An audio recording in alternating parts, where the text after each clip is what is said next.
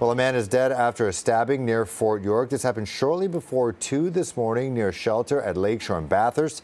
Now, we've been there for a couple hours now. Here's what it looked like earlier in the day. A man in his 50s was rushed to hospital with stab wounds where he was later pronounced dead. A 25-year-old man was arrested on scene. Homicide officers are investigating. CP24's Courtney Heels is at the scene now. What do we know so far, Courtney? Really, Phil, what you said is the latest information we have from police. They aren't sharing an awful lot about the details here, whether there was some sort of fight that broke out, but we do know police are still here at the scene several hours later.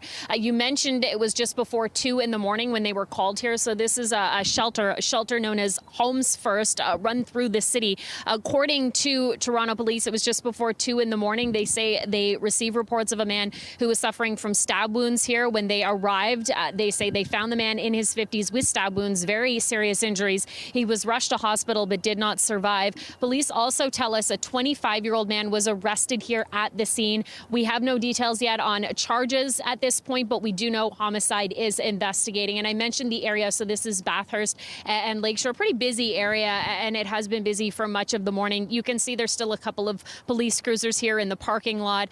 The doors are open at the shelter. I've reached out to the police here at the scene. They say they have nothing to update just yet, but of course we'll wait to see if there are any further updates, especially when it comes to charges. So as I mentioned, the shelter open. I also want to mention we have reached out to the City of Toronto to see if they have any updates on this as well. We're in communication with them. They say they're looking into this to see if there are any details. So of course, if we get that update, we'll let you know. Over to you.